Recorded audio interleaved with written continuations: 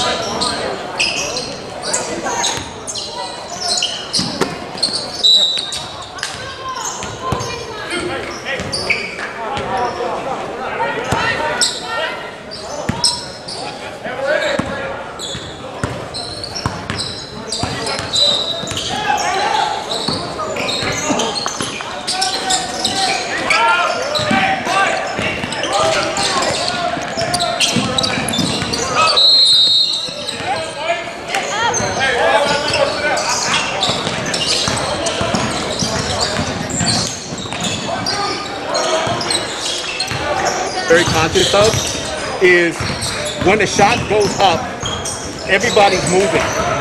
There is no need for you to move. So if you have a good position, stay there. I got a foul. Now that gives me a chance, because the whistle stopped, right? Gives me a chance to look at everything. Remember, color, number, foul, consequence. But if I do this and I'm moving, what's the first thing I do? I lose my shooter. Well, I'm doing this. Just stay still. Okay? Work on that. Good to go.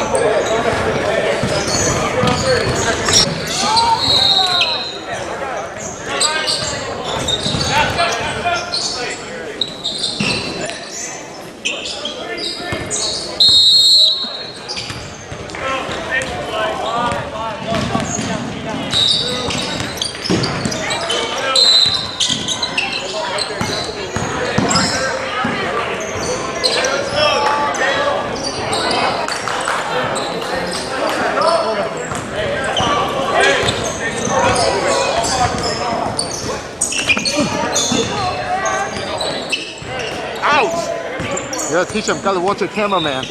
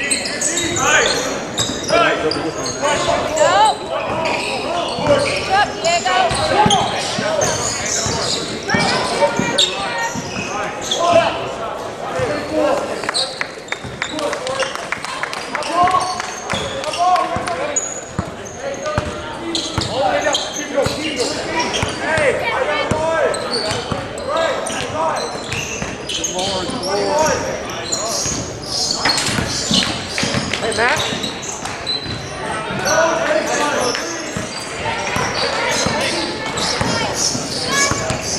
Matt, those are your guys.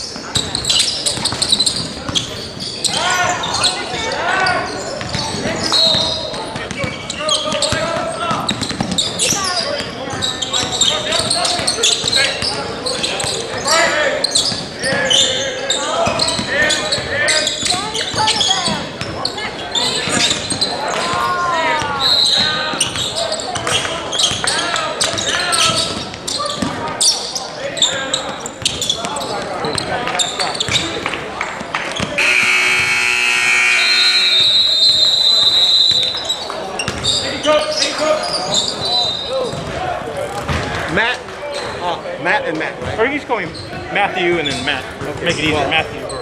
I'll just say Matt. So, the biggest thing I want you to be aware of is when you're going to have a foul and you switch, just go to the spot that's empty. Yeah, I mean, it's... Yeah. That's so, the cheap way to start. Yeah, because your partners are going to, right? I'm trying to think table side switch first. Keep in mind that when you call a foul, you're always going to go table side. Always. So, if you call, watch your head. If you call a foul, right, and you're at table already, you're not gonna move. If you call a foul opposite table, somebody's moving. Okay? Usually it's opposite. There was no opposite. So just keep that in mind. And if you get confused or not know, just go to an empty spot. Your partners will help you. You know why that helps double roll? Is number one, you don't have to think too deeply when you're still learning positioning. And number two, it really helps you to learn to communicate and make eye contact with your partners. And that's something that you've got to develop anyway, so it's a win-win, right? So the other thing I want to talk about. Can you move to a less dangerous place, please? I'm fine. I got you guys involved. Okay, the other thing I want you guys, there was a few times, right, where we had a successful challenge of the play. By that I mean a guy goes up for a shot, we go to block it, he gets the rebound, we go to block it, but the ball never left his hand. In that case, we have to avoid it getting worse. So if I go up for a shot and it's a successful challenge, meaning I block it, then we either have a jump ball, or if the ball is loose, we see the whole play. There's been a few times right here where we had successful challenges where the ball was held, we had no whistle. That leads to problems later on in the game. Because as officials, if we don't take care of it, they will. And that's the last thing we need. So successful challenges, we want to make sure that we see the whole play and put a whistle in if we need to put a whistle in. The other thing I mentioned that is key is never rotate out of a good position. A lot of times we did that. So if we're here, if we're here as lead, right? We're here, right? We have this right here. But I also have this right here. Right. Not by doing this, but by simply doing that. See, I'm not moving. Now, if the play is over there, we have two choices. We need to move over there to help officiate it, or trust that our partner will get it. Because that's just too far for us to be worried about. We got here, we got here. So don't be moving. As the trail, we'll come back to the trail. Once we get to the 28-foot mark, we want to have to get the right angle, right? So if the play is curling out, we always want to go opposite to maintain that look. The 28-foot mark is our starting point. It doesn't mean we stay there. So as the play's rotating, in or out, we kind of do work the circle, what they call it. So if the play's, we want to get the good angle, right? So we stay with the play. We don't look for the lead to pick it up if it starts in our primary. We don't look for that. Because chances are, if the lead is here watching this, you have the play, it gets really tight in here. Right, so if the play originated out there, then we stay with it from there to the basket. Because, let me ask you guys this question. If I'm the lead, the play starts there, what's my concern in here? Secondary defender. Secondary defender. Right? That's what we're worried about. If it's over there and we're not there, don't worry about it. So setting up his lead. Set up wide. Right? Remember, see I'm at an angle. Set up wide, I'm just doing this. Right? Not doing this. Just doing this. Right? As the play shifts, we come down. Stay here. You see a lot of stuff from here. If we find ourselves in what we call close down, generally speaking, when we get the close down, that's an indication that we are going to go across. Oh, okay. Now, can you officiate from here? Absolutely. But for the most part, when we're in close down, that means we're getting ready to go across the key. We do not want to start to close down from here. We're not going to make it. I don't care how fast you are. You're going to miss something. That's important. Got that close down. That's important. Yeah, that's important. That's key. Yeah. Because if I go past here, then they're assuming I'm... Yeah. That's Okay. good. That's good. So now, the other thing, and I think I've mentioned it, I think Joe's mentioned it, as a crew, the one thing I'm going to challenge us to do is we have to color, number, foul, consequence. See how long that took me to get through that? Because what we're doing is we're blowing the whistle and then we're moving. A lot of A lot of things happen to our detriment if we call a foul while moving. Matt, you did a really good job of staying still those last 2 fouls. So we want to focus. You started getting it. I mean, Jill had one, you had one, and then you and I were talking over there, but you finally started to get it.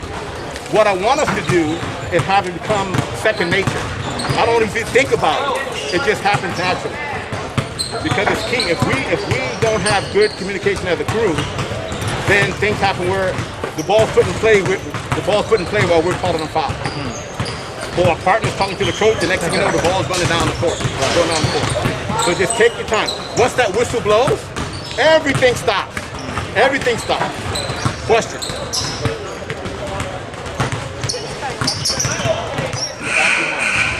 Because it goes both ways. Another question? No question? Okay, so nice I got job. a question. Actually, didn't we call it T? We called it T in the first half, and it was just like Okay, 2 so points and their ball for no shot. okay, yeah. So let's talk about that for a second. A tactical foul for officials. First of all, it's emotional. We have to take the emotion out because if we allow that to consumers have as an official, we just have no control. So the first thing when an official calls a tactical foul, our partners, being good partners, we need to go over there and check in with them. Okay, what do you got? Who is it on? Where's the ball? Who's the shooter? All those things. Even though you may know that as an official, then we have to come and still check in. We just don't stand there and watch. But when we do that, we don't get in the huddle. We make sure we can keep an eye on the players too. Okay? Once you understand what's going on, we go and administer. Remember, once the whistle blows, nothing starts until we say so. So when we have a technical foul, we have to make sure that we understand what was called and what we're going to do. As far as in explanation, here's one thing we don't do. If I call a technical foul and the coach asks you what was it for, your response should be what? It should be, I'll explain it. Because we don't want to explain each other's call. So if I call a technical foul and he goes, what do you call it? Why do you call it a technical foul? Coach, you'll be able to explain it. Because the moment we get into a situation where we try to explain what you called, now he irritates me, and now we team up again and gone. That's why it's emotional. We have to take our time, know what we have, what we're doing, and move on from there. What I really didn't understand, I'm sorry to interrupt, was the consequence. I didn't understand the consequence. Okay, so in the rules here, right? A technical foul is house rule. 2 points automatic and the ball out of bounds. But should the C or the other one be concerned about why the reason? He asked, or like he was saying, he was confused about the reason. But if he wasn't the one issuing the technical, should he be concerned about that? Well, that's we need to give information to our partners. Oh yeah. Yeah. Huddle up, say it, Yeah, and then after they that, don't need to be concerned, but the expectation is that, okay, you're going to let us know what's going on. technical foul, huddle, administer. No. Technical foul, right? Whatever the reason is, Yep. right? And then if we need to have explanation, we will. Okay? Somebody saying it's technical foul, get away. Get away. Yeah. 2 of the 3 of you need to get together. The third one can watch the players, but 2 of you have got to talk. Right. Yeah. Okay. Yeah. And now the other thing too is keep in mind that if we find ourselves more focused on what's going outside the court than inside the court, that's a problem. Because the moment I am worried about what this person's saying and what that person's saying, if I'm a smart player, guess what? That's open season. This guy just dropped 50 points on me. Now I know you're an official. You come on like that, I'm wearing them out. Guarantee you. Guarantee. Our focus is right here. They can say what they need to say, and we can take care of them at some other time. The players, yeah. Yeah, but we need to do that. And when I mentioned to you about not going to the bench, that's just a major. We don't go over there. You know, that's why, because if something happens, let's say like I'm going to look for the player's number and I'm in like this, right? Man, your word against their word. They may not have said nothing, but they say something, and then out here, you get evaluated or something like that, you went into their layer. So we said out here, if somebody says something, The whole building hears it. You gotta make them earn that second one. Make them earn it. Because if they earn the second one, guess what? They're getting shipped. And it shouldn't be by the same official. Hopefully one of your partners will get the second. But if you're out here, then the partners can help you. If you're standing in here, they have no clue. What do you mean? Yeah, exactly. And trust me, coaches are savvy, players are savvy. So if we go in there and say something, our partners can't help us. No. Okay. Question? You had a question? No. Oh, okay. Nothing? All right. It's great to get technical fouls in this situation. You've got people like this giving you answers right away, right? And this is the perfect place to have things like that happen to you. Oh, yeah. Running up and down the floor when nothing happens in the game, what kind of camp is that? That's the kind of stuff you learn from. Earn your money. Well, you learn from it, you know? So the second part of this is you keep the player on the bench, correct? Or what else happens there? What else happens there? Yeah. What else happens there? I'm asking you. Technical coach. Oh yeah! Did you recognize that the coach gets an indirect technical also? That I don't know. I was just so after he said what he said, I explained it to the coach. Then I went over and did my administering to the table. Then I got my partners together. Then we were back in session. Then everything, for some reason, everything just stopped. People calling the name, but it was actually pretty simple. Actually, technical, hey coach, taunting. Then we're back to inline. But for some reason, it was just there were like 3 minutes of just like, what's going on? But I thought it was simple. Taunting, told the coach, okay. But I don't think you're understanding what I'm asking. The player got the tee. Who else gets consequence? He said the coach. Okay. But indirect. So you report that to the table. But did you tell anybody or did you even think about that? I was concerned about the play. Okay. All right, never mind. All right. So look that up. Well, what's the answer? Look it up. Where? I've already given you the answer twice. Well, but I was listening to. I mean, okay. 10. Okay. Look it up. I'll look it up. But I just was listening to you more than just trying to tell me the answer. So I've given you the answer twice. No, but I was. The guy, you tee them, and then you need to tell the coach. Also an indirect to the coach. Oh, but yeah, I thought you were just talking, and then you said it. But that's why I was confused. I wasn't trying to not answer you. I just was listening. Okay. Okay, thank you. Drive home safely. Thank you. Drive home safely. Are you okay?